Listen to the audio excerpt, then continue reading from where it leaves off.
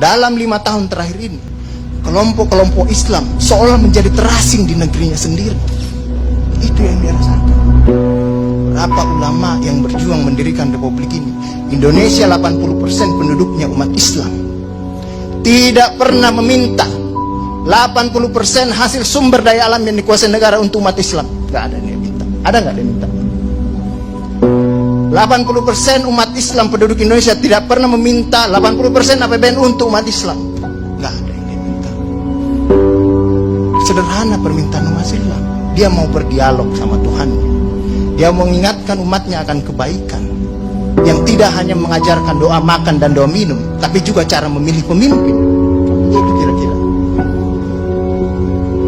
Inilah ketegangan-ketegangan.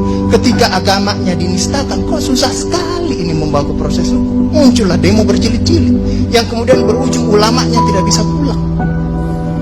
Belum lagi penghujung, kemudian ada agama yang diperhadapkan sebagai musuh besar Pancasila. Nah, ini yang menarik menurut saya. Saya ini Islam, tapi bukan pengetahuan Islamnya seperti Ustadz Ali Muhtar Ngabalin dan Abu Bakar, Ustadz Abu Bakar. Tapi dengan segala awam saya terhadap Islam, ketika saya ditanya Pancasila itu di mana dalam kehidupan saya, maka saya akan mengatakan bahwa ketika saya lahir, orang tua saya itu membisikkan Pancasila di telinga saya. Cuma bahasanya bukan seperti yang tertulis dalam Undang-Undang Dasar. Dia membahasakan Allahu Akbar, Allahu Akbar, Asyhadu an la ilaha illallah, Asyhadu anna Muhammadar Rasulullah. Apa yang saya dengar di situ? Ketuhanan yang Maha Esa. Hayya 'alas shalah. Apa yang saya dengar di situ? Mari kita bersatu sama-sama, karena kita akan mendirikan sholat. Dan Al-Ankabut mengatakan sholat itu mencegah kamu dari perbuatan keji dan mungkar. Ada kemanusiaan yang adil dan beradab. Saya dengar di situ. Hayya 'alal falah. Mari sama-sama menuju kemenangan. Kemenangan yang bagaimana kita peroleh? Kerakyatan yang dipimpin oleh hikmat kebijaksanaan dalam permusyawaratan perwakilan. Kemenangan yang bagaimana?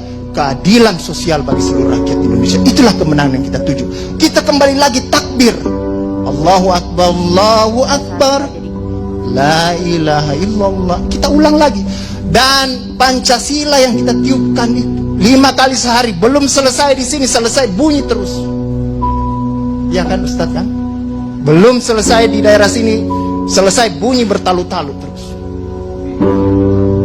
Seluruh dunia bertalu-talu. Inilah Islam.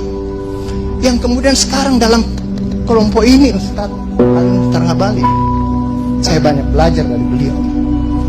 Inilah yang kemudian sekarang, kenapa kami mau diperhadap-hadapkan? Kenapa kami ada yang menjalankan keyakinannya ketika dia celananya cingkrang, radikal,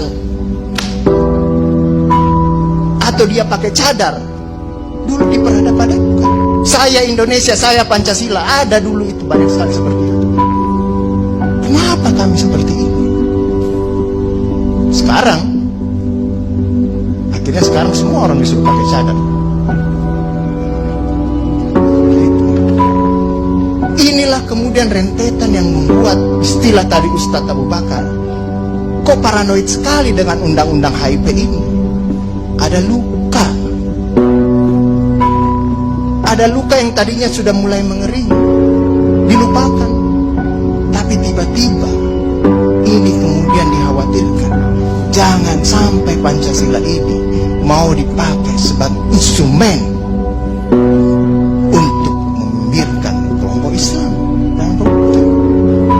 Apalagi kalau kita baca RUHP itu, memegang kekuasaan pembinaan ideologi Pancasila ada sama presiden. Saya juga baca-baca sekilas tadi. Kok di situ ditulis pendidikan nasional menurut undang-undang ini itu berubah. Tujuan pendidikan nasional oleh Undang-Undang Dasar mengatakan bahwa beriman, bertakwa, berakhlak mulia. Di sini diciptakan pendidikan nasional itu bertujuan untuk menjadi tenaga ahli dan terampil.